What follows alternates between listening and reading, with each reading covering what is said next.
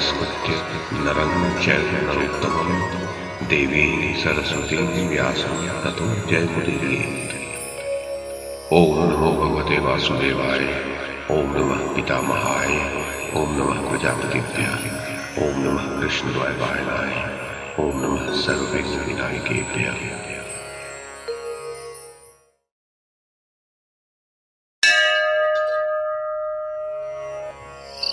जन्मेजय, गांधारी ने आगे विलाप करते हुए कहा, माधव, ये मेरा पुत्र विकर्ण जो विद्वानों द्वारा सम्मानित होता था, भूमि पर मरा पड़ा है। भीमसेन ने इसके भी 100 टुकड़े कर डाले। मधुसूदन, जैसे शरत काल में काले मेघों की घटा से घिरा हुआ चंद्रमा शोभा पा रहा हो, उसी प्रकार भीम द्वारा मारा गया विकर्ण गजों की सेना के बीच में शयन कर रहा है।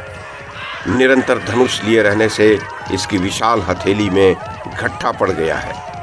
इसके हाथ में इस समय भी तलत्राण बंधा हुआ है। इसी कारण से इसे खाने की इच्छा वाले गिद्ध बड़ी कठिनाई से किसी किसी प्रकार काट पा रहे हैं। माधव, उसकी तपस्विनी पत्नी जो अभी बालिका है, मांस लोलुप गिद्धों और कौओं को हटाने की निरंतर चेष्टा कर रही है, परंतु सफल नहीं हो पा रही है।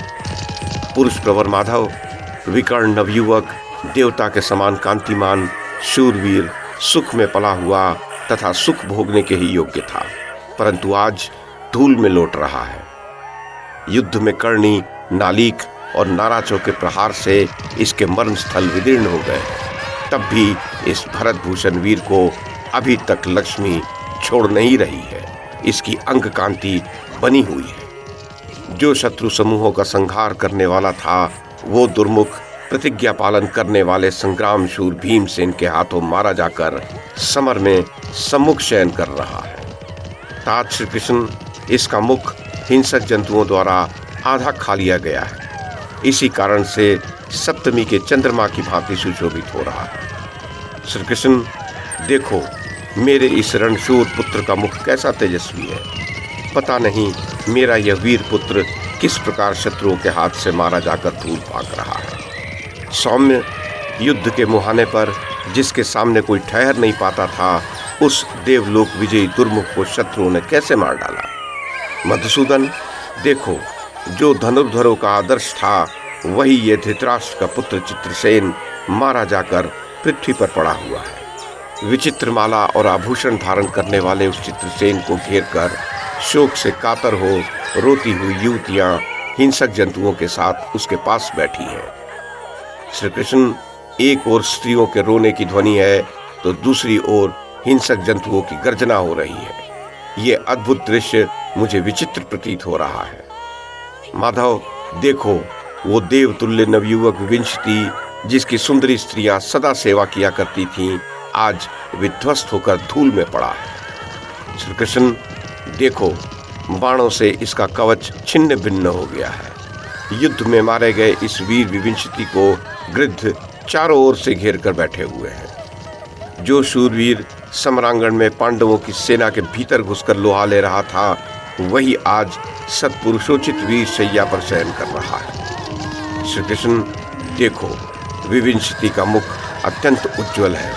इसके अधरों पर मुस्कुराहट खेल रही है। नासिका मनोहर और भौहें सुंदर हैं। ये मुख चंद्रमा के समान शोभा पा रहा है। जैसे क्रीड़ा करते हुए गंधर्व के साथ सहस्रों देव कन्याएं होती हैं, उसी प्रकार इस विविंशति की सेवा में बहुत सी सुंदरी स्त्रियां रहा करती थीं। शत्रु की सेनाओं का संहार करने में समर्थ तथा युद्ध में शोभा पाने वाले शूरवीर शत्रुसूदन दुस्सह का वेग कौन सह सकता था। उसी दुस्सह का यह शरीर बाणों से खचाखच भरा हुआ है, जो अपने ऊपर खिले हुए कनेर के फूलों से व्याप्त पर्वत के समान सुशोभित हो रहा है। यद्यपि दुस्सह के प्राण चले गए हैं, तब भी वह स्वर्ण की माला और तेजस्वी कवच से सुशोभित हो अग्नियुक्त श्वेत पर्वत के समान जान पड़ रहा है।